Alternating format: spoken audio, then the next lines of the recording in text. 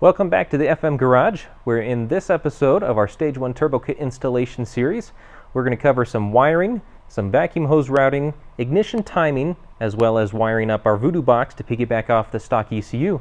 So let's go.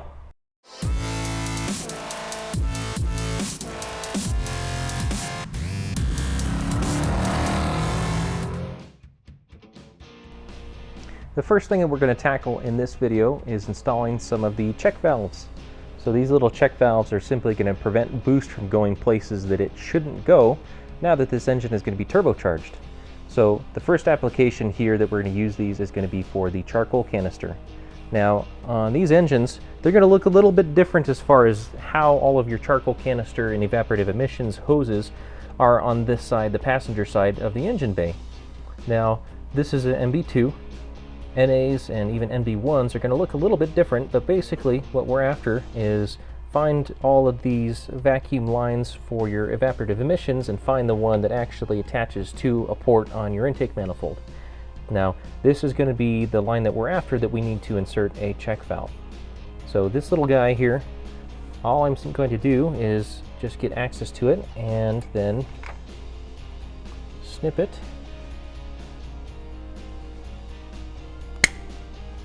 Just like that, and then install our and then install our check valve. So this check valve, you want to have the blue side facing away from the line going to the engine. There we go, and just like that, that part is done. So now, whenever you're in boost, the engine isn't going to pressurize your charcoal canister or any of the system over here. So now we have one left of these that's included. So if you have cruise control equipped on your car, we can also install this on the cruise control vacuum line. So this is just a vacuum line, again, that runs over from the intake manifold. It'll be pretty obvious if you have a kind of a big canister like this on your Miata. This is the cruise control unit. NAs will look a little bit different, but it's the same kind of, looks like a brake booster almost. It's just a big diaphragm housing. And it'll have a single vacuum line and then another line that goes into the cabin that attaches to your gas pedal. So same thing here. I'm going to install this one right here. And then again, blue side towards the component and the black side towards the intake manifold. There we go. And just like that, it's installed. Now both our cruise control unit over here and our charcoal canister are safe. They're not going to have any issues with the boost blowing the diaphragms, which is really what this is all about. So easy step. Once you've done this, your check valves are done and we can move on to the next step. Next on our task list is to hook up some of the vacuum lines using the 4mm silicone line that is included with the kit. So the simpler one that we're going to tackle first is going to be for our bypass valve. Now you can see down here, it's kind of covered up by the upper radiator hose. But this is the new bypass valve that we just installed in our throttle body inlet hose. And you can see this little nipple that's pointing forward. It actually rotates, so you can move it around to whatever orientation, 360 degrees, that works best for your car. Now we're going to take a vacuum line and run it from this nipple over to our intake manifold. Now on NAs, NBs, there's a few different orientations for this hose routing, and it all depends on what kind of intake manifold you have. So refer to your installation instructions to see exactly where it is that you're going to be tying in. Basically, it's going to be one of the vacuum line ports that's right behind the throttle body in most cases. So in this case, we're actually going to be tying onto the same line that we just modified here for our charcoal canister. So if you have an NB2 that's got this intake manifold, there's a little spud here off to the side, little 90 degree. So it's going to have this vacuum line attached to it. I'm just going to pull that off of here momentarily. And then I'm going to run a vacuum hose over from our bypass valve and use a little T to be able to hook it up, so that way we can have vacuum from after the throttle body going to our bypass valve. I'm just going to route this hose underneath our intake manifold here and then forward to our bypass valve. You can see I've already inserted the brass T on this end. And then you may not be able to see it really well, Space is kind of tight. I'm underneath other things, but I am going to slide this hose over the nipple of the bypass valve here. And it is going to be a tight fit, but persist and it will attach firmly for a nice snug fit. There we go. Get my fingers out of the way. So now you can see I've got that vacuum line on there. Push it up as flush as you can get it. And you can see this rotates around. So I'm going to rotate this back a little bit. And then come back over here to our brass T. Alright. So what I'm going to do is take some of the hose from the stock vacuum line here, and I'm going to cut it off. I'm going to keep about that much, just a short little length, and attach that onto our brass vacuum tee here, and then put it back here on the little spud off the side of the intake manifold, and then reattach the hose going to the charcoal canister.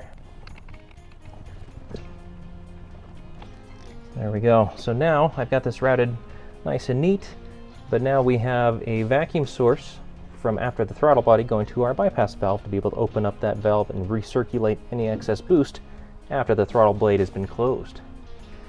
Lastly, for this bypass valve, I'm just going to use a zip tie to keep that hose out of reach of the belt. Obviously, it's going to be a bad day for your bypass valve, or rather, it's simply just not going to work if you have any kind of hole or cut in that hose. So simply use a zip tie included with the kit, if I can reach it, to attach it to something if it is at all close to that belt.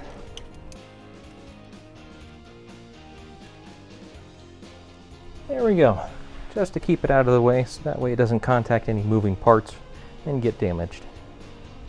Most of the rest of this big bundle of 4mm vacuum line is going to be used to have a vacuum and boost source going from the intake manifold inside the car to the Voodoo box and the boost gauge. So depending on what year Miata you have, again, it's going to also have an alternate location on the intake manifold. So look at the installation instructions to see which bung or port on your intake manifold is the correct one to use for this line. I've routed our 4mm vacuum line across the top of the engine bay here and just zip tied it in place along top this brake booster hardline. And so I have the end over here that we're going to attach to the intake manifold as our vacuum/boost source.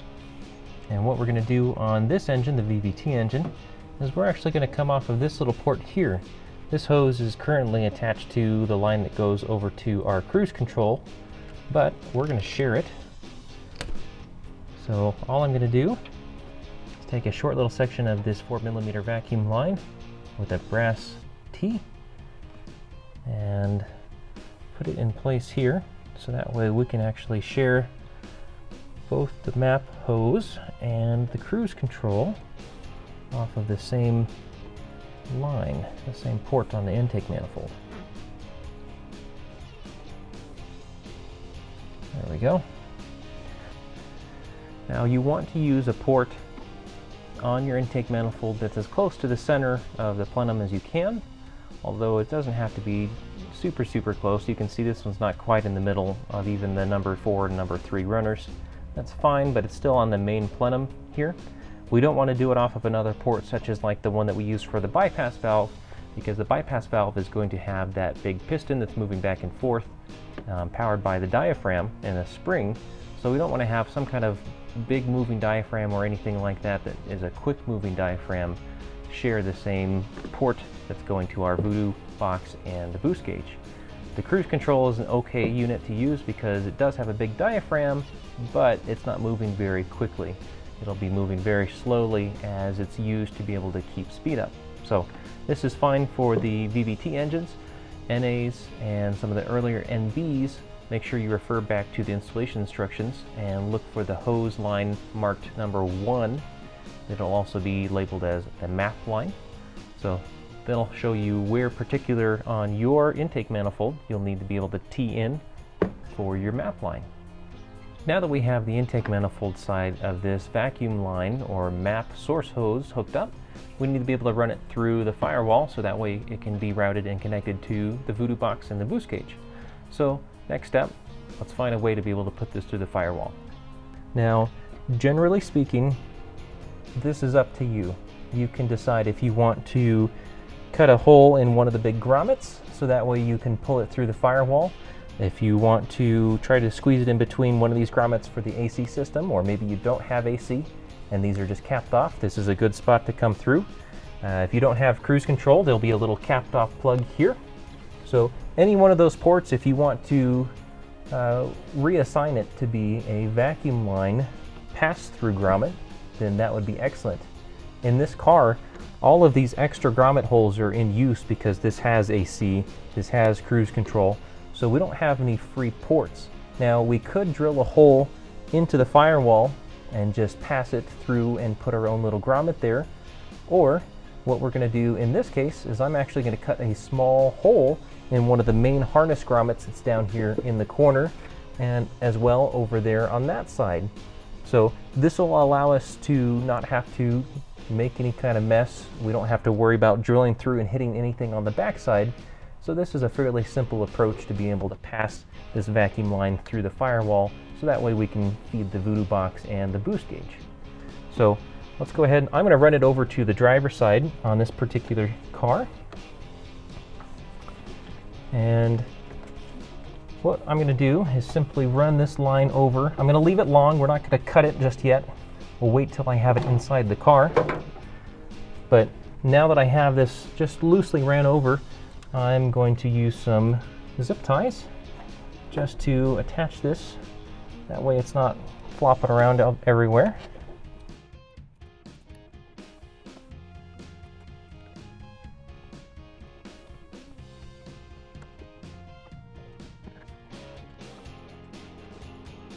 Okay, I'll come back and cut off the tails here in just a little bit, but now we have this run over cleanly. It's not going to get caught up, not going to get hung up on anything, and it's not going to flop around.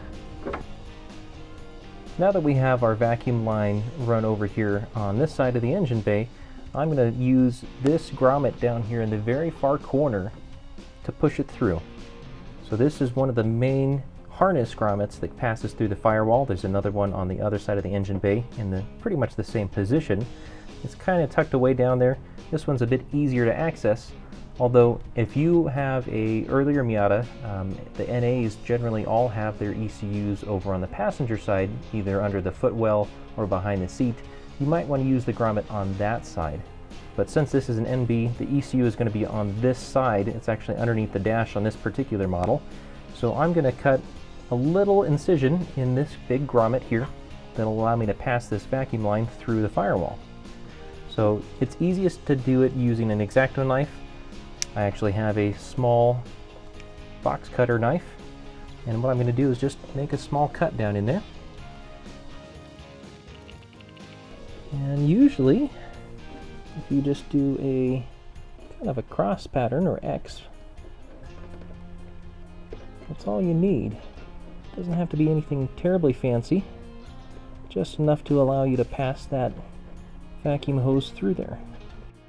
So now, one of the tricks to be able to help push it through, because it's difficult to be able to actually force the end of a silicone hose through a silicone grommet, is you can use either like a hanger or some kind of small rod that you can stick down here and tape it.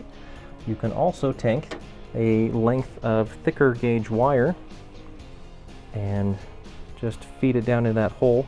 All we're looking to do is make it something that's a bit more stiff to be able to push through the hole, and then we can pull it through from underneath the dash. So I'm just taking a bit of electrical tape, give us a little bit of extra insurance here. So just like that, now I can pull on this and it's not going to just pull the wire out of the hose. And feed this down in the same routing that you want to use when it's all through.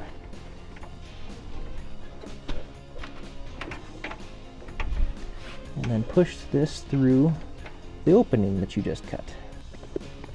So now it's much easier to push a wire, a big thick wire like this, or some kind of a hanger or small rod through.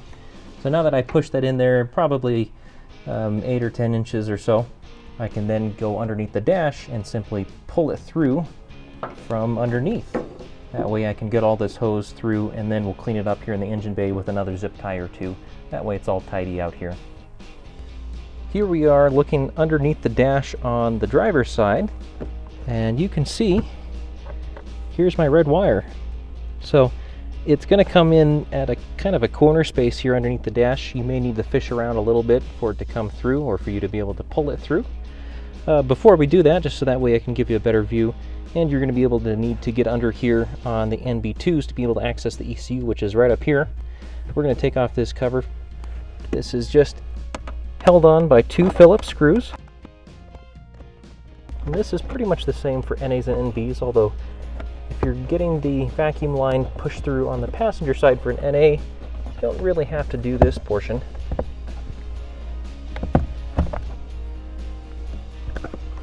We have the access panel underneath the steering wheel removed here, and it's still a bit tough to see, especially on camera, but if you look in the corner, basically follow this red line, that's where that grommet is going to push through on the inside of the car.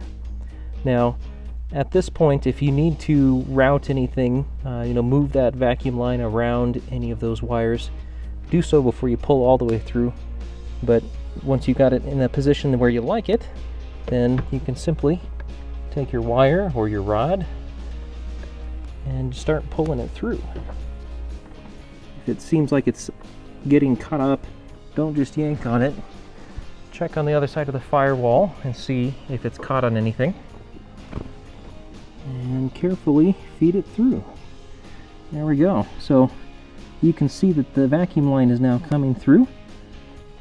Go ahead and keep pulling it through, and watch on the other side as you're doing this, or stop and check periodically. That way you can make sure that you're not getting looped around your brake master cylinder or your cruise control unit or anything like that as the line is pulling through. And once you're happy with your routing, then now we can move on to installing the Voodoo Box. So be very careful when you're pulling this line through, and when you got everything set up where you like it, don't pinch the line. If it's got any kind of a hard bend in it, if it's getting pushed up against a sharp surface on the firewall, something like that, that's definitely going to affect the vacuum and boost signal that travels down this line to the Voodoo Box and the boost gauge. So be sure that however you're routing it, that it's not going to get cut on anything sharp, that it's not going to get pressed up against anything, it's not going to get folded over on itself, because anything like this will definitely cause you problems. This is looking underneath the dash of our 2001 Miata. So this is not where the ECU is on all Miatas, but if you have an NB Miata, this is where it lives, right above the clutch pedal, underneath the dash on the driver's side. If you have a 1.6 liter engine in your Miata, so a 1990 through 93, your ECU is actually going to be underneath the passenger footwell, so basically under the dash, under your feet on the passenger side. And 94 through 97 Miatas are going to have the ECU behind the passenger seat. They're all going to look roughly the same. It'll be a silver case with a bunch of wires coming out of it. Some have 2 connectors, some have 3 connectors. In this case, this ECU has 3 connectors. Now, to be able to get access to the wires that you need to be able to tie in the Voodoo Box, a lot of times it makes it a lot easier for you to remove the ECU from the car. There's a couple of bolts or a couple of nuts that are holding it in place. You can also undo the clips that hold those connectors in place to the ECU, and usually they're just little push style pins. So this is just one of the 3 connectors on this ECU, and it just has a little relief pin that you press into to be able to pull it out of the ECU. In order to tap into the wires that you'll need to connect to for the Voodoo Box to be able to have the right signal sent back and forth, it makes it a lot easier to be able to get to them when you disconnect the connectors from the ECU and then peel back some of the electrical tape and plastic sheathing. So from here, if you need to unbolt your ECU, go ahead and take it out of place and then peel back some of the wires so that way you can see the individual wire connections and where they pin into. So let's talk about the Voodoo Box. Now, even though, as its name implies, there's some magic going on inside, it's really not that complicated. Just a quick look here, we've got a harness with some wires and then a vacuum line coming out of the box. There's no buttons, no anything else on the outside, so you don't have to worry about too much here. It's really pretty straightforward.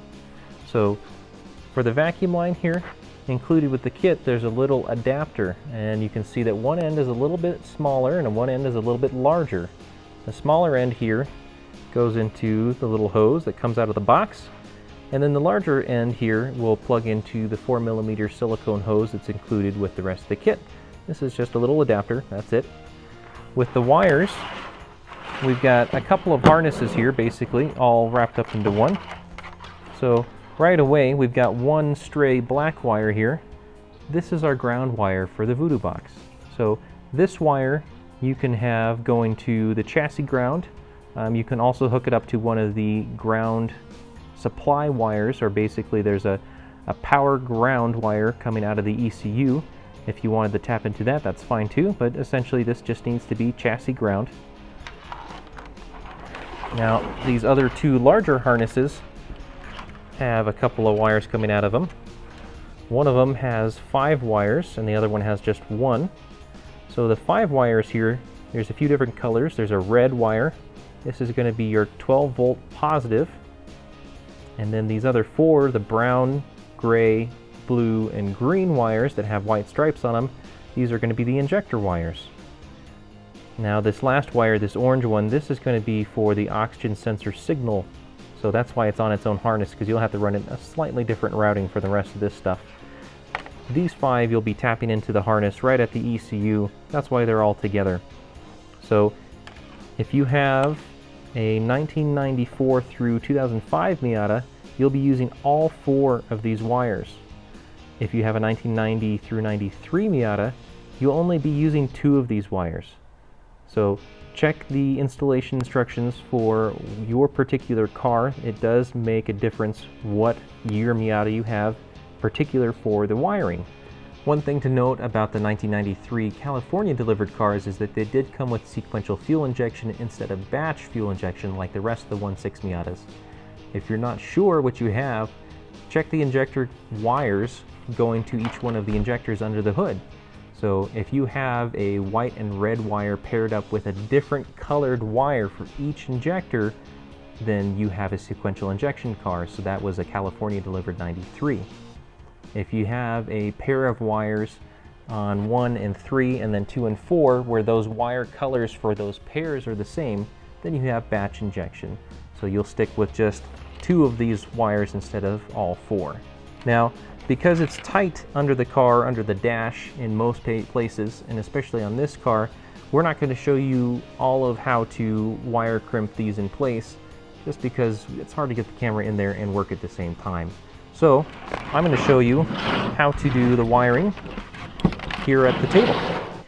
Whatever the case, no matter what your Miata you are installing your Voodoo Box into, refer back to the installation instructions for the pin locations and then the factory wire colors to make sure that you're tapping into the correct locations. Now, because it's going to be difficult to be able to see what's going on, do all of your wiring, and film it all at the same time under the dash of this car, we're actually going to show you how to connect these wires outside of the car. Now it's easier for everybody to see.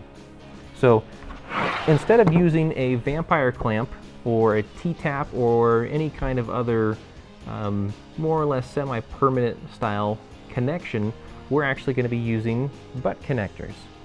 Now these butt connectors are 3-way butt connectors. What does that mean? Well, that sounds weird, right?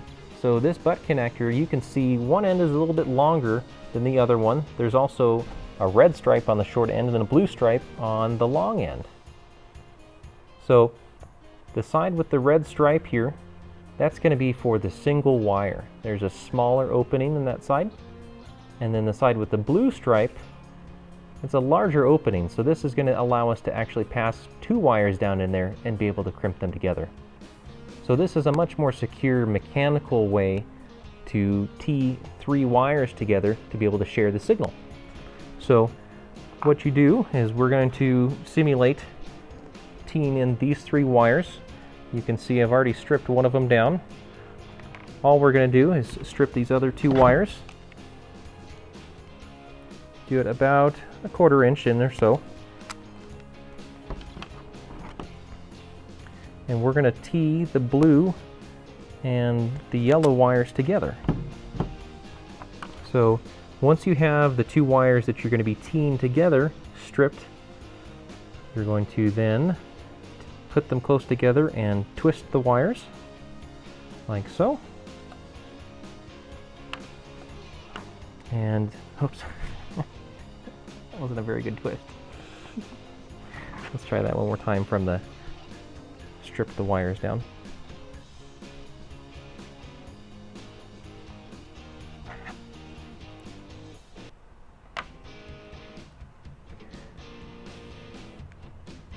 Once you strip the wires down, get them next to each other and then twist the two exposed wire ends together. And then you're going to use the blue side, the side that has a larger hole, and feed it down in there, just like a regular butt connector, but of course again with two wires. And then use your crimping tool and crimp that side. And always do a little bit of a tug test just to make sure that your wires are crimped in this securely. And then the other side here, we're going to use the red wire, and I've already just twisted it a little bit here. It doesn't make as much of a difference, but just to keep all the wires intact and in order. And feed that down into the other side of your butt connector, and then crimp that guy down. Okay, and again, tug test. It all feels secure. So mechanically, this is a 3-way butt connector tee, and this is going to be much more secure again than a T-tap or vampire tap, one of those style clamps. The last thing we're going to do is to use a heat gun or some kind of a heat source to be able to shrink the tubing, because this is a heat shrink style tubing, to be able to keep these wires very secure and also add a little bit of extra protection from any kind of moisture that might get in here. It's unlikely underneath the dash, but just this is an extra step to be safe. So use a heat gun. Be very careful if you're using an open flame.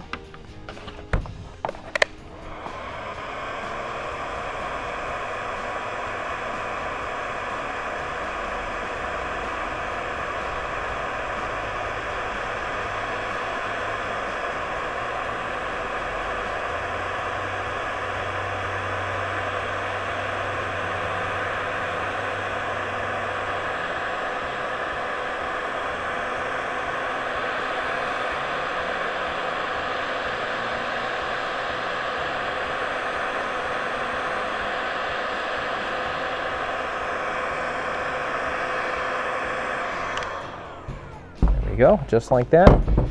You don't need to cook it, just enough to be able to bring those sleeves down around the wires.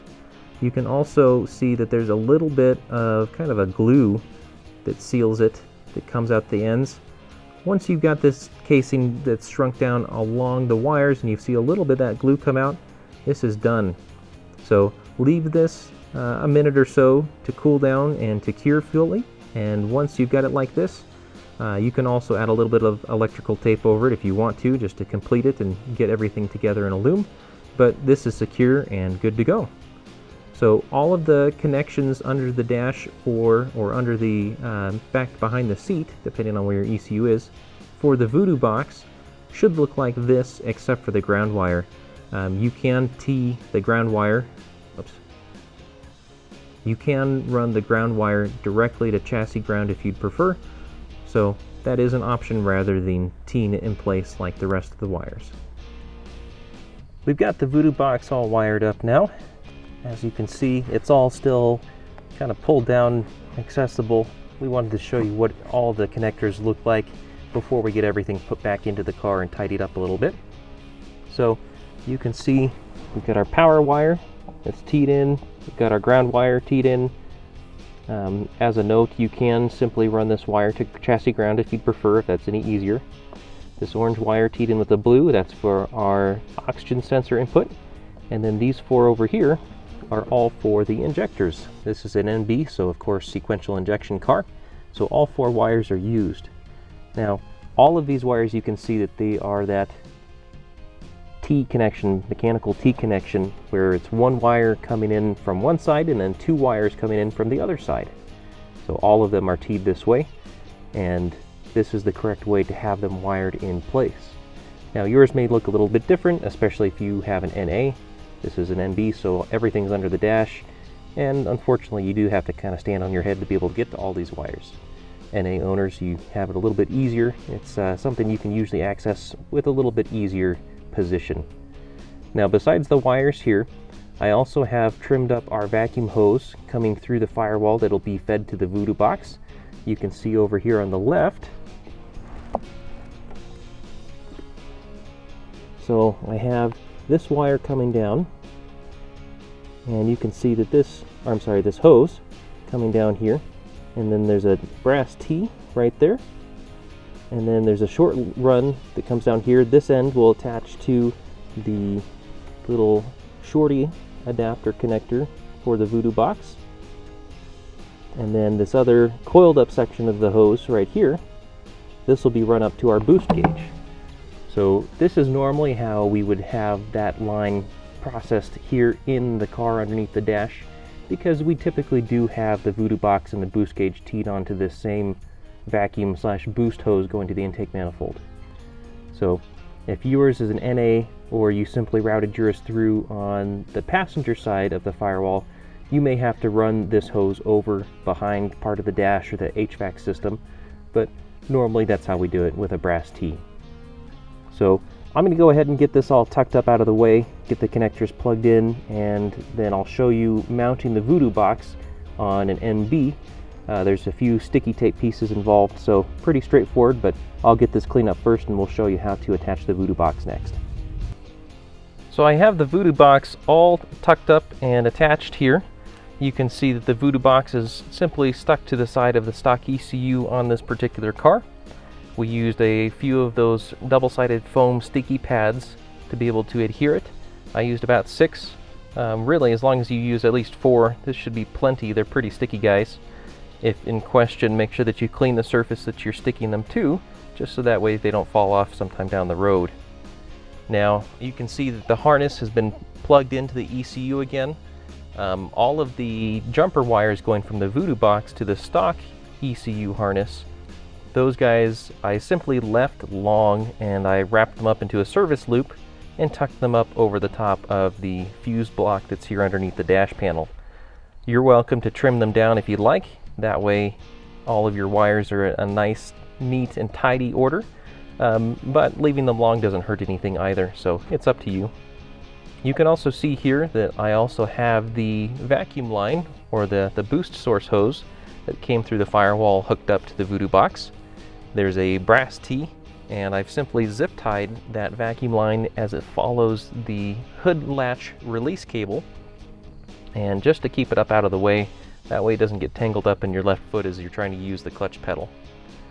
So this is just a tidying up kind of procedure here, keeping everything up out of the way. You don't want to be kicking any of the wires or hoses with your feet as you're driving. You can see there's one more hose left hanging down. That's going to be for our boost gauge. We're going to leave it down for right now. We'll come back to that later on in the build series.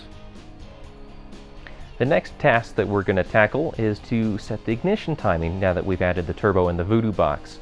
This is done so that way the engine is not going to run into any kind of scenario where the timing is too advanced for the boosted engine that it causes any kind of detonation or knock. So to do that, there's a couple different methods depending on your engine. If you have an NA Miata, so any of the 1990 through 97 Miatas will have a cam angle sensor on the back of the head that you will actually spin that sensor to adjust the timing. We'll cover that in a little bit. On this car, because it's an NB, we're actually going to install a adjustable timing wheel.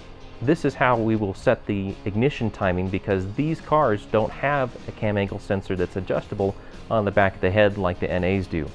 So in order to install this part, what we first need to do is remove the accessory belts. So let's go ahead and do that now. We're going to start with the power steering and accessory belt over here on this side of the engine. So as you can see, this is the adjuster to be able to tension or loosen this belt. Now, it looks a little bit convoluted, and especially now that we've got some hoses in the way, but it's pretty straightforward. So this is actually the adjustment for tightening or loosening this pulley and setting the tension on the belt. What we need to first do though is loosen up some of the mounting pulley bracket points as well as for the pump, so that way it can pivot. So to do this, you'll need a few different tools. I have a 12mm socket and ratchet, and then I also have a 12mm wrench, and likewise I have a 14mm socket and ratchet and a 14mm wrench. So for the first part, we're going to do this one first up top. So this is a 12mm. There's also a 12mm nut on the back. That's why we need both. So put your wrench or your ratchet on one end and then simply repeat on the other side. And you're just going to loosen this up. You're not going to take it off, it just needs to be loose. So that one's ready to go. Now there's another one down here on this bracket. It's a 14mm head. So this one, you simply need to put your 14mm socket on there and loosen that just a bit. Again, you don't have to take it out, we're just loosening it. Now this is the tricky one. There is a 14mm bolt that travels through the power steering pump into the bracket that bolts to the engine block. Now that's why this pulley has these holes in it, so that way you can access the head of that bolt. So if your pulley is not in a good position here, you'll need to spin the engine over so that way you can actually access this bolt. So I've got my deep socket, 14mm. I put that on this side, and then the other side, behind the pump, there's a 14mm nut that you can see just down there.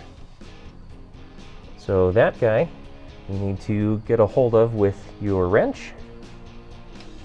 That way you can loosen up the bolt. So now this is loosened up. Now what we're going to do, that all of our pivot points are loose, is simply take this guy and unscrew, or basically loosen the tension. So there's a big long length on this screw. You can run it down, it'll get loose about halfway down or so, but run it down to where most of your threads are through the adjuster, like so.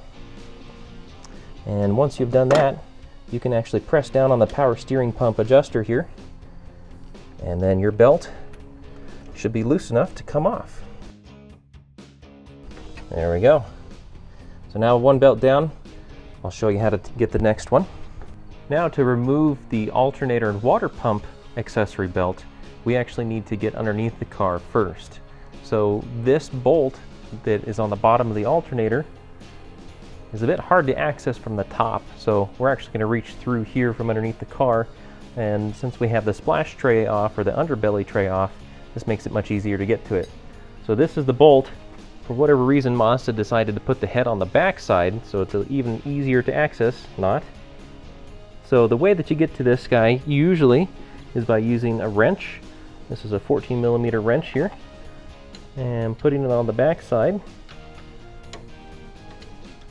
And then generally, because it's really tight, I usually will then use the double wrench method, like this, to be able to give it enough force to loosen it, just to break it loose at first. And then after that I can undo it the rest of the way normally. Now what you can also do, or if you have already done so, this is the intake manifold bracket. There's one bolt down here actually that holds it on from the bottom, and then two bolts up top. So if you'd like, you can take this intake manifold support bracket off. A lot of times they simply come off and then don't go back on. They're in most cases not necessary. Most of the cars here at our shop don't have them anymore. So if you'd like to save a little bit of weight and gain a little bit of access to be able to get to this bolt as well as your oil filter, taking that bracket off can get you a little bit more room to do those things. Now that we've got the pivot bolt down on the bottom of the alternator loosened up, we can get the other two that are up on top. So on this alternator adjustment bracket, there's two that we need to loosen up first. You can see this one. So this is basically the front of the loosening, tightening portion of the bracket. And then the other bolt is going to be this one right here. This is basically the pivot point for that bracket as it attaches to the engine block. So this one down here, we'll go ahead and get this one first. It is a 14 millimeter.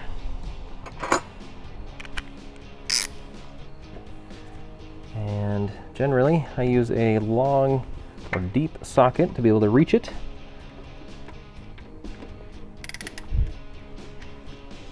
And just need to break it loose a little bit,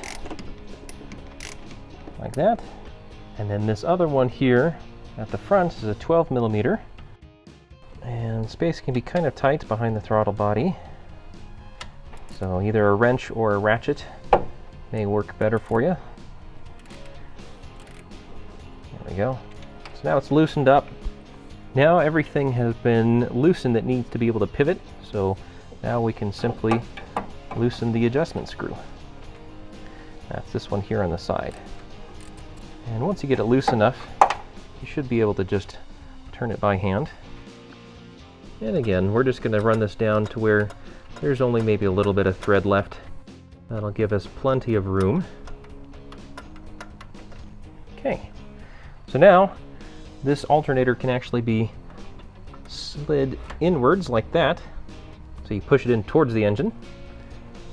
And once you've done that, this belt should be able to come right off. All right, there we are. So now that the belt is off, we can now access the pulley on the front of the crank here, and then we can install our new timing wheel.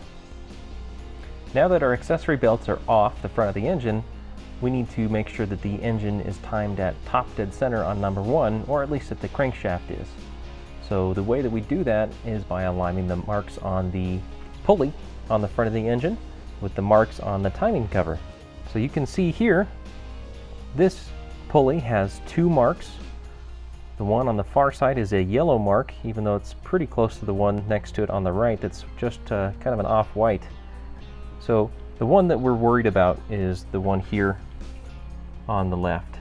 This mark is the one that we need to line up with the T, making it to where the crankshaft is at top dead center, or at least lined up with top dead center on one of the 2 rotations of the crankshaft.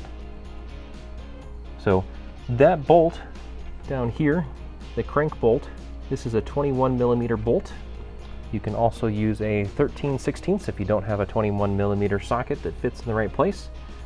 And we're just going to spin the crankshaft over just enough to where we can line up the marks with the timing hashes there on the cover.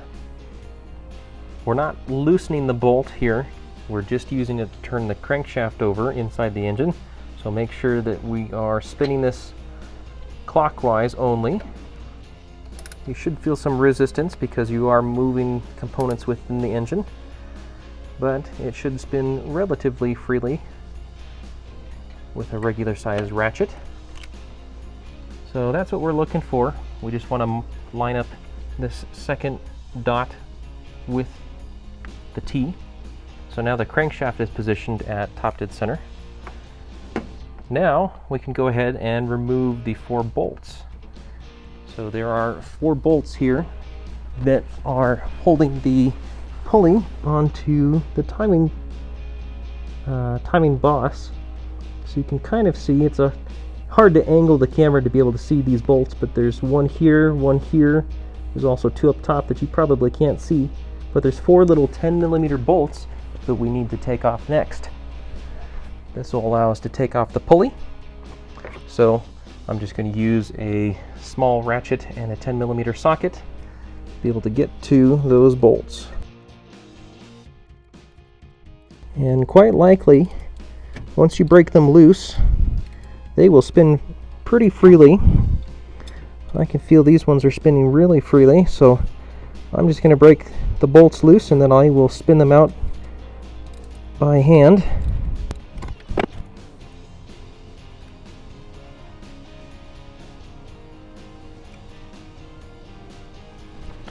now that all 4 of those bolts are out, the pulley can be removed.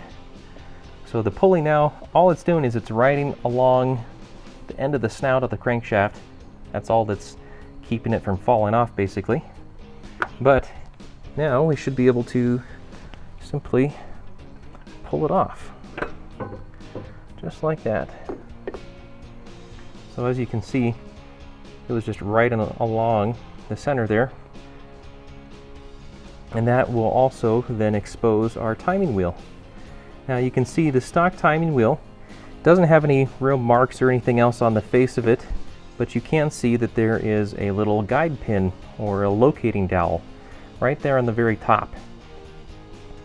So as long as you have that locating dowel there on the top, you know that the crankshaft is in the correct position. Again, just like how we lined up the marks on the pulley to the timing cover, this is kind of a good indicator to let you know that you're in the right spot. So now simply pull off the timing wheel, and this one you may have to wiggle it a little bit, as they sometimes need a little bit of encouragement to come off. There we go. Now, one thing to also notice on these stock timing wheels is that they have a bit of a stamped section here in the middle. And normally the stamp section is facing or bulging towards the front of the engine. On the new timing wheel, however, it does not have that. It's just flat. So taking a look at the new one, this is the new timing wheel. And as you can see, it has the FM logo there at the top of the wheel, or actually, in this case, the way it's going to be installed is going to be on the bottom. So it may seem a little bit counterintuitive, but I'll show you why. So using this little arrow here, this is the locating hole, basically dowel hole, for that little pin that we were just talking about earlier. And then you can see each one of the holes for the screws, they're actually slots now. So that gives us the ability to actually rotate this wheel relative to the crank pulley and the crankshaft. That allows us to time this up, or basically change the timing of an engine that would otherwise be static. So this goes on the same way that the other wheel came off. Make sure that as you put it on that you can still read the FM, but as I mentioned, it is going to be going on upside down. Just make sure it's not backwards. So this slides right on just like the factory one did. And you can see now that it's in place, if I spin the wheel a little bit, you can actually change ignition timing because of the location of the pickups on the wheel going past the sensor. Before we reinstall this crank pulley onto the front of the engine, let's cover some of the basics of how this adjustable timing wheel works. So as we mentioned earlier, the little triangle lines up with the dowel, and when that's done, that's basically emulating stock timing wheel ignition timing. So that'll be as if you had not moved or replaced your timing wheel at all. Now we want to be able to retard the ignition timing upwards of about 6 degrees compared to the stock ignition timing. Now it is a bit difficult to see the ignition timing, or at least the trigger wheel timing, relative to the little timing cover plate while the timing wheel is installed on the engine. So one way to be able to help you see what's going on down there, since the engine's in the car and you don't really get a good view of it straight on, is to use a mirror. Now you can use any old household mirror. You know, if you have access to even a makeup mirror, that works fine. Generally speaking, these little mirrors that have a telescoping handle are pretty inexpensive and can be had at most auto parts places. So this is an easy thing. If you don't already have it, it's a great addition for anyone's toolbox. I'd recommend putting one in there. Using our mirror positioned down, we can see the bottom side of the timing cover where the marks for the 10 and the T are, where all the timing hash marks are. And on the trigger wheel itself, there's a little notch. Now that little notch should be lined up with the 10 hash mark, and this is a nod back to the stock trigger wheel, where normally the stock ignition timing static should be set at 10 degrees before top dead center. Now what we want to do is be able to rotate this trigger wheel counterclockwise to retard the timing, and we're going to aim for 6 more degrees. So overall that would be 16 degrees before top dead center. So by rotating the wheel just a little bit counterclockwise, we want to aim for lining up that notch with 3 marks before the 10 to line up with 16. Each one of these hash marks are worth 2 degrees of ignition timing. So let's go ahead, we'll turn the wheel a little bit, and we'll also want to recheck this after we get the pulley on, so that way we can make sure that our timing is right on the mark at about 16 degrees before top dead center.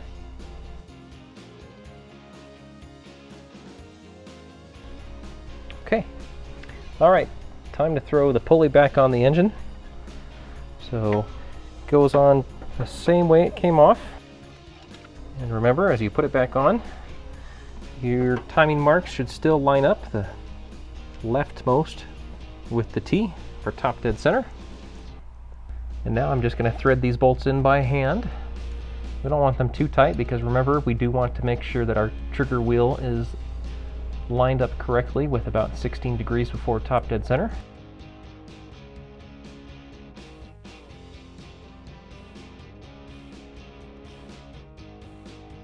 So now we're going to check one more time. Again, using the mirror. This is the easiest way to be able to determine this. Check for that little notch in the trigger wheel and see that it's lined up with the 3rd mark over from the 10. So I'm going to say this needs to be rotated just a touch. There we go.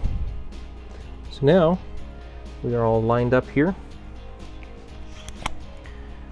and I'm going to just snug down these bolts with a small wrench or ratchet.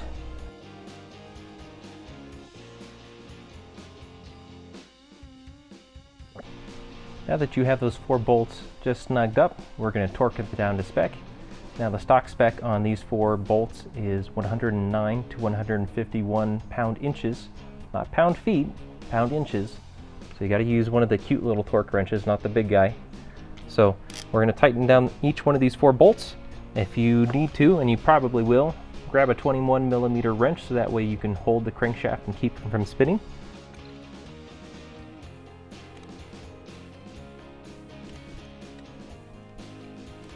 Okay, and last one. Once you've got all 4 of those bolts torqued down to spec, the last thing we want to do here is just double check that our timing wheel hasn't moved. So one more time with the mirror, we're going to just double, triple check our marks.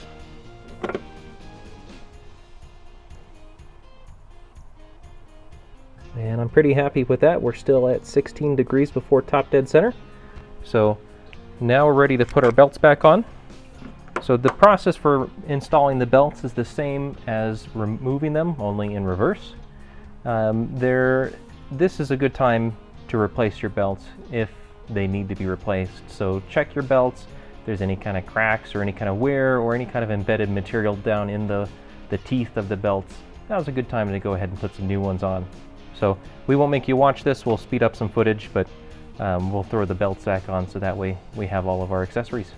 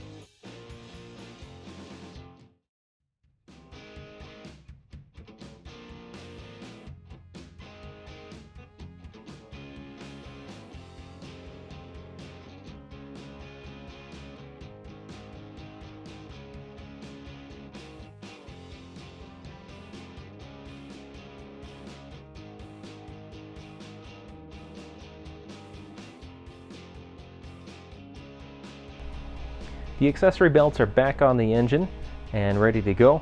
The one thing we didn't talk about is setting the belt tension. Now there is a specified belt tension that you should try to achieve whenever you're setting up these belts, but a lot of times if you've done a lot of engines, and especially if you've done a lot of these engines, you can usually get it by feel. If you're not sure or don't have that kind of experience, then you can go rent the tool. A lot of auto parts stores like Napa, O'Reilly's, AutoZone, those kinds of places will have belt tensioning tools that you can loan out to be able to get your tension just right. The last thing that we need to do now here on the front of the engine is to check the clearance from the crank sensor to the teeth on the new timing wheel. The reason that we're doing this is because we don't know if it's going to be just slightly different from the stock timing wheel, so it's always a good idea to check. Now, you can do this a number of ways. The best and most accurate way is to use a set of feeler gauges like this. We're aiming for 35 thousandths of an inch clearance between that sensor and the tooth. So you can use one of the feeler gauge here to be able to slide it between the two and make sure it's correct. You can also generally use a credit card or a driver's license, something about that thickness, and that'll be usually about 35 thousandths if you don't have a feeler gauge set or something similar on hand. Now, the way that this works is that this sensor has a bolt on it, and that bolt is basically not only the point at which it holds the sensor to the block, but it's also kind of the pivot point. So that sensor will move and pivot back and forth to be able to have an adjustment off that one bolt. So you'll loosen the bolt, and then you'll have the sensor and the tooth on the trigger wheel, and you'll have to pivot that sensor closer or farther away from the tooth, and then slide your feeler gauge or your credit card between there to get the right clearance. Once you're done, tighten up that pivot bolt and you're good to go. We've shown how to set the ignition timing on an NB Miata, but we need to cover it on the NA Miata engines as well. So this particular example will be just like the 1994 to 97, the NA8 Miatas. So the process is going to be much the same for the 1990 through 93 Miatas as well. The difference is that the cam angle sensor, this little guy here on the back of the head, instead of being on the back of the exhaust camshaft like it is on the 1.8 liter engines, the 1.6 liter engines have it on the back of the intake camshaft on the back of the head. So the process and how it's done are much the same, it's just position that's different between the 1.6 and the 1.8 engines for the NA Miatas. So on this cam angle sensor, it should be set already, assuming that the car was running and driving fine beforehand. So one thing that you can do just to make sure that you're in the ballpark of the right ignition setting, at least initially, is go back here, clean off the surface if you haven't already, between the cam angle sensor and this little cap here on the back of the head. So I've already brushed it down and cleaned it off with some brake clean and a rag. Now you can take a Sharpie and you can mark across the two surfaces like that. Do a nice clean little mark if you can. You can also use a pick or some kind of sharp tool and simply make a scratch across the two surfaces. You're just looking to have a reference mark so that way after we're done changing the timing here, you'll know about where you were when you started. So these, now that we have our reference marks here, we can go ahead and break loose these two bolts. These are 12mm head bolts, and we're just going to break them loose just like that. So now there isn't a major clamping force on the cam angle sensor. And then finally there's this bolt down here, and we're going to loosen this guy up. So as you can see on the back here, this actually has a slot for this bolt. So this allows us to rotate or pivot this angle sensor for the camshaft so that way we can determine timing. So I'll loosen this bolt up, and now this sensor can be rotated. There we go. Sometimes they are a little bit stuck, so you may need to apply a little bit of force, but you can see here that I'm able to rotate the entire sensor housing, and you can see the marks moving around here. So whenever you're setting your ignition timing, and this will be something that you'll need to verify with a timing light on the front of the engine watching your timing marks on the crankshaft to be able to verify, but basically you can move your timing slightly to be able to retard or advance your ignition timing. So now there is a limited amount of travel that you have for adjustment, and here we're pretty much all the way maxed out on this end, but you can of course spin it this way. This would be counterclockwise if you're looking at it from the front of the engine. Now you shouldn't have to max out the timing all the way one way or the other. You should only need to change it just a little bit in most cases, but again, go back and verify with a timing light to make sure that you have set the correct timing. Of course, with the Stage 1 Turbo Kit, we're aiming for about 16 degrees before top dead center. That'll be about 3 hash marks before the 10 on your timing belt cover down there by the crankshaft pulley. Once you're happy with the timing, you've got it set where you like, come back here and you simply tighten up these same bolts. So start with this one. Obviously you won't be able to reach it quite so easy from the back, so you'll likely be tightening it up from the top here. Once you've got that tightened down, come back and tighten up these 2 caps. Basically they just are a clamp for the sensor. There's a little bit of that sensor body that protrudes inwards to meet the camshaft. And once you've got these all tightened up, your ignition is set and it's not going to be moving around anymore because of the sensor. And for NAs, this is all you need to do. Verify with a timing light and you're good to go. We've just wrapped up on some of the more boring installation for our Stage 1 Turbo Kit. Running wires, running some vacuum lines, installing little black boxes. Yeah, it's not terribly exciting, but it is very important to make sure that this Turbo Kit runs well on our car. So thanks for sticking with us on this video. In the next video, we will cover installing the gauges as well as mounting a pod on the A-pillar. So be sure to stick around for that video. If you have any questions or need any help with any of the parts in this video, of course, feel free to drop us a comment, send us an email, or even give us a call, and we'd be happy to help you out. Catch you in the next video.